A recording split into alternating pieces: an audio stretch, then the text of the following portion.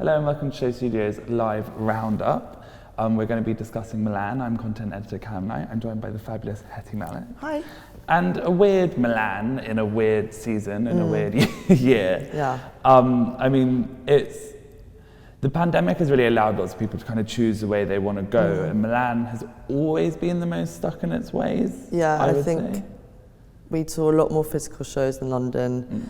And what's interesting is that you get that on one hand because there are bigger brands in Milan who can afford to do that, but then at the same time you'd hope with that budget that they might explore new avenues. Well, I do think that the brands that did, and we'll get into all of this, the brands that did actually really were probably quite relieved that finally they didn't have to do a runway show and they could. Yeah, definitely. The Milan schedule, and the editors that travel there and the kind of fashion that it focuses on is quite kind of tied in with that catwalk, whereas in London and even in Paris there's a kind of more, it's a bit freer, and it's now so free in Milan that Gucci has ditched it and said we're not doing Milan Fashion Week anymore. We'll show when we want to, and Bottega is just silent. No one's heard. No one knows from Daniel. No one knows where he is. Well, no, they're working on something, but kind of TBC is what it is. But I want to start really looking at the brands that did do really progressive shows and really kind of ousted that format. And I think the one that really blew it out the water was GCDS, who did a whole array of things in augmented reality. So they had augmented reality socializing, where you could kind of talk as all these different avatars to different people watching the show. They did short films, a playable video game, and then this amazing 3D scanned catwalk and this weird out of space. It was a really fun way of engaging with the kind of customer and the kind of fashion fan in different ways. Anna Trevelyan styled it, and she was posting on her Instagram that it was like she had to kind of cut out the little dolls of the outfits to kind of style it. So I thought it was really fun, like from kind of concept to creation.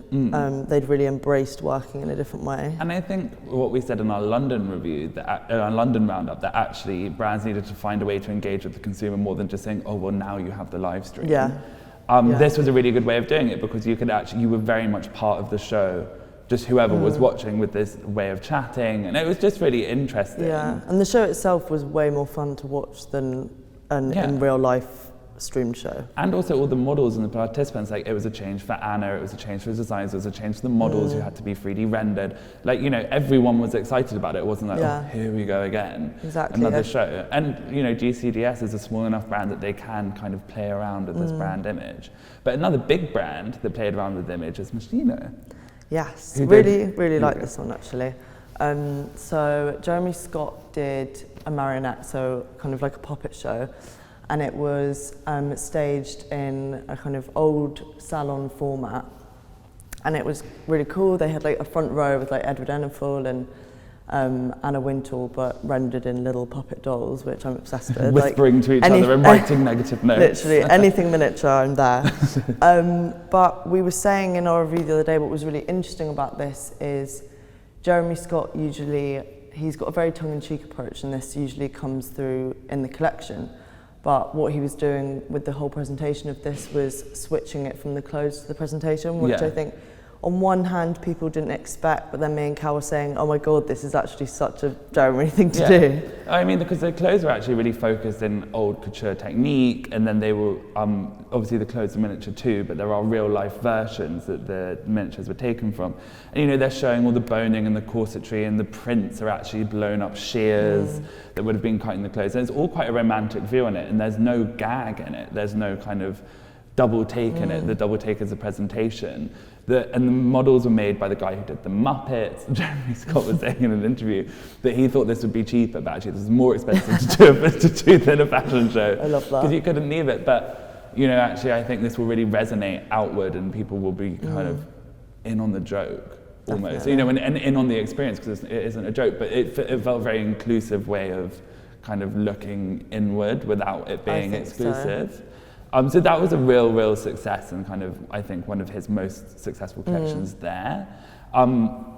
Cold Wool also moved to video, which most people are, but I think did it really successfully. Yeah, really nice. Successful uses of fashion film to actually really show a collection. It was shot by Pierre Dubuchès and split into 3 parts, so let me see if my memory serves me right. First one was Isolation, part 1, then we go into kind of re-entering the world, and then we went into the future. And each one had its own kind of takes on the themes of tailoring and protection, padded sportswear, but actually just as a beautiful vision of a fashion film and not being too narrative focused or too clothes focused. It really hit a lovely balance for me. Yeah, I think so, and it was choreographed really beautifully as well. It kind of started with the models dancing and swaying together and moving, and it was just a really, because I think Samuel's clothes and his kind of catwalk shows are always very emotive, and I think he found a really lovely way to do that via None fashion of that film. was lost. No. There wasn't anything sort of, oh, bit of that collection had been on the catwalk, I would have got this. It really felt like a full vision.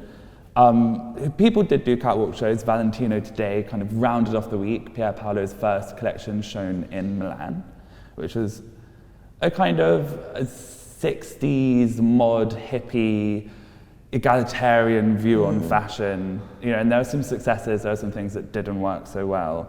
And one of the things that I noticed about this old show, the runway format being in a kind of old abandoned warehouse, is it just felt so sterile. Yeah, and I just, at the beginning they have kind of a 5-minute thing when they show you how many flowers went into it and the building of it and putting it together. And I did feel like, is this you trying to give us like insight, or like the kind of, I don't know, and I just felt like, it just felt sterile, as you say, and when the show started it was like a very long show and it just felt same old format. The setting was beautiful, I'm sure, and it was probably lovely to be there, but I don't know, it just fell flat for me. Yeah, I also think realistically there's all these things that now, even if you're doing a show, you have to be 2 meters apart and all of that, and people are going on in the industry about this kind of collective consciousness you get from a show, but even me sitting this far away from you, I find a bit odd. Yeah, so it doesn't look natural. It's not like, oh, it's all okay. It still just feels, and the more I see it, the more I question the need to do one right now, to do a fashion show right now. But then there were others. There were others who did really, really well, like Versace did a really nice show, which was all under the sea. What, Versaceopolis? Yes. It's really, I was trying to read it before. I'm so dyslexic. I thought they did that set really successfully though, because they had kind of shots of it at the beginning before the models came out, and it was all lit in this kind of blue lighting as if you're under the sea. So this is like the seabed that you're looking at. And I think it was really great, fun escapism. And I think the collection matched that. And we were actually saying the other day that at the end, it showed that there was an audience, and we were saying that had taken us out of it.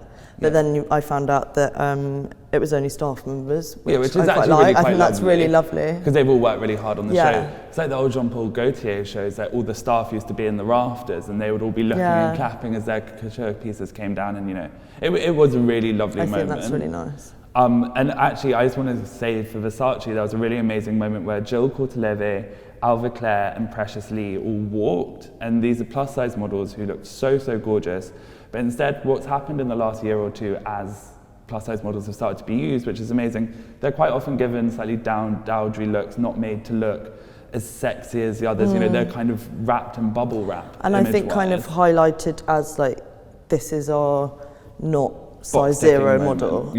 And I think it was Jill was wearing that crop top with the low midi skirt. With the cutout on the thigh. Yeah, and she just looked amazing, and it was like treating wet hair. Yeah, and just treating all the models as you should. Yeah. As all just equal, beautiful women. So I think that was really, really impressive, and is a really, and signifies how Versace is seeing this world post-pandemic and is seeing the changes in the world. And I think that's really, really important, and brands really need to follow up to that and keep that. We've been saying it for so long in industry, so it's so good to see it happening. Another people focus, I guess, was Marni. Marni was really nice. So they did a video. They worked with 48. Is it 48? I think it's 48, yeah. 48 kind of protagonists all over the world.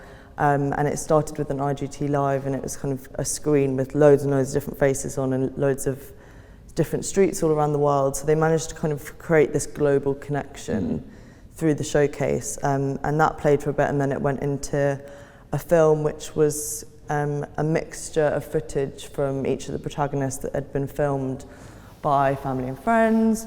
and it was them wearing pieces from the new collection. So I thought that was a really lovely way to contextualise fashion into the world right now. Yeah.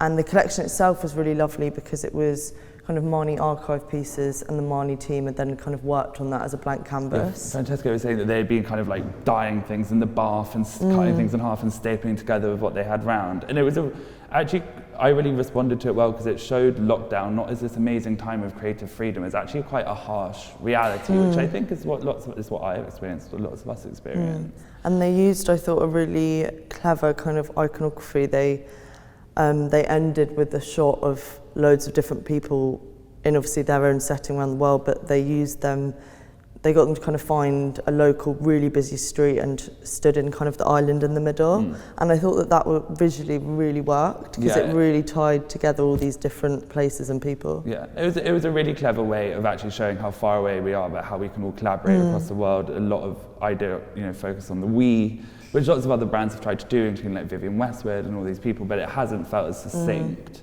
I think. Fendi was also about the lockdown experience, but very much a kind of romanticised version, looking through the windows at the drapes, and there were kind of double layer sheers, kind of sheer sheath dresses kind of coming down with like shadows from a window. And then there was lots of other things like bedding, embroideries, and like little... And it was in like an amazing set. It was a runway show.